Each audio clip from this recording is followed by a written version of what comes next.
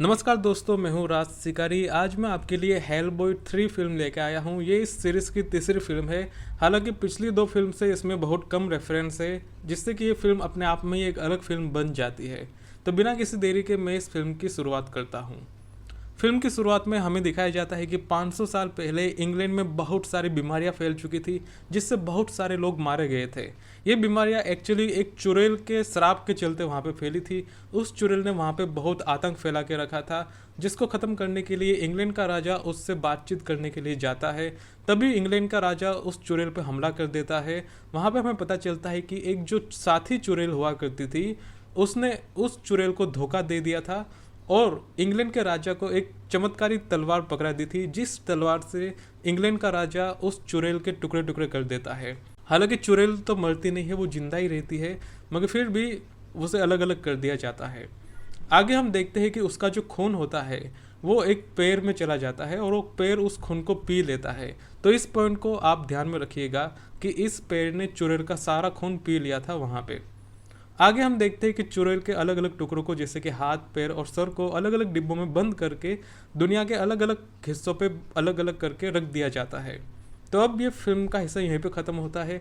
आगे हम वर्तमान में देखते हैं। जब वर्तमान में फिल्म शुरू होती है तो वहाँ पे हमें एक मोनेस्ट्री दिखाई जाती है, जहाँ पे एक सुवरनुमा राक्षस हमला कर देता है और फिर वो वहाँ से चुड़ैल के सर को लेके अपने साथ चला जाता है। आगे हम देखते हैं कि उस सुवरनुमा राक्षस ने वहाँ पे बहुत सारे टुकड़ों को असेंबल करके रखा होता है। एक एक करके चुड़ैल को वापस जोड़ना शुरू किया जाता है। सुई धागे से उसके हर एक हिस्सों को जोड़ा जाता है और अब चुड़ैल वापस एक हो चुकी है, यानी कि वो पूरी तरीके से असेंबल हो चुकी है। सबसे पहले तो चुड़ैल उस पेड़ के पास जाती है जिसने उसका खून पिया था। वो वापस अपना खून निकालती है और फिर वो पूरी तरीके से जवान हो जाती है। और फिर हम देखते हैं कि जितने भी राक्षस छुपे हुए थे दुनिया भर में, वो वापस एक हो जाते हैं, जाग जाते हैं, क्योंकि उन्हें पता चल जाता है कि अब चुड़ैल वापस आ चुकी है और अब हम यहाँ पे राज करेंगे। वहाँ पे हम देखते हैं कि हेलबॉय उसे रोकने के लिए आता है। चुड़ैल उससे पूछती है कि साले तू तो शैतान का बच्चा है, तू हमारे विरुद्ध क्यों लड़ाई लड़ रहा है, तुझे तो हमारे साथ आना चाहिए। मगर हेलबॉय, जो कि एक सख्त लौंडा है, वो चुड़ैल के साथ जाने से मना कर देता है।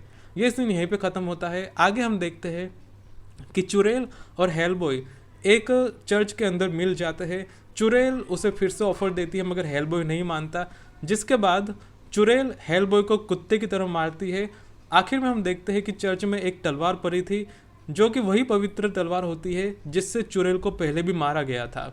हेलबॉय उस तलवार को निकालता है, मगर उस तलवार को निकालते ही उसके अंदर का राक्षस जीवित हो जाता है और वो चुड़ैल के साथ मिलने के लिए आगे बढ़ जाता है। मगर तभी उसके जो पिताजी होते हैं, उसकी आत्मा वहाँ पे आ जाती है और उसे रोक लेती है, जिसके बाद हेलबॉय अपने अंदर के राक्षस को कंट्रोल कर देता है और फिर वो उसी तलवार से चुड़ैल के सर को काट देता है।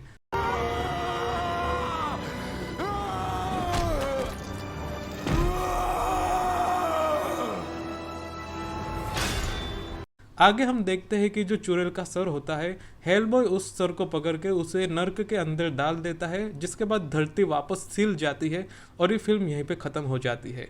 तो इस फिल्म में इतनी स्टोरी थी। आशा करता हूँ कि आपको अच्छा लगा होगा। Ahead.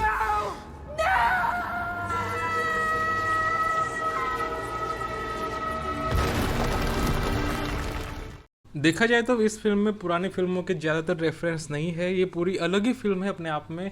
इसमें आखिर में कुछ रेफरेंस दिए गए हैं, वो कि जो कि चौथे पार्ट के लिए है। मगर मेरा मानना है कि तीसरे पार्ट में भी अगर स्टोरी लाइन कंटिन्यू की जाती तो ज़्यादा अच्छा रहता।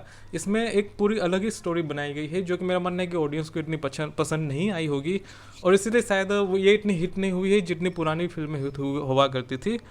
हालांकि अगर मैं बात करूँ फिल्म में जो मुझे देखने जैसा लगा, वो है मिल्ला जोवोविच, जिसे मैंने हेलबॉय से ज़्यादा देखा है क्योंकि वो बहुत ही सुंदर दिख रही थी। और जैसा कि मैं हैरान हूँ देख के कि ये जो एक्ट्रेस है, ये पहले भी इतनी सुंदर थी जितनी आज दिख रही है। मतलब कि अगर तुम बचपन में इनकी फिल्में देखा करते थे, जैसे कि रेसिडेंशियल एवल और अल्ट्रा वायोलेट, तो उसमें भी मिल्ला जोवोविच उतनी ही सुंदर थी जितनी कि आज दिख रही है, जो कि एक कमाल की सिचुएशन कह सकते हैं कि भाई एक एक्ट्रेस अपने लाइफ टाइम में कितना मेंटेन करती होगी कि वो अपने इतने लंबे टाइम पीरियड में इतनी ब्यूटीफुल दिख सके।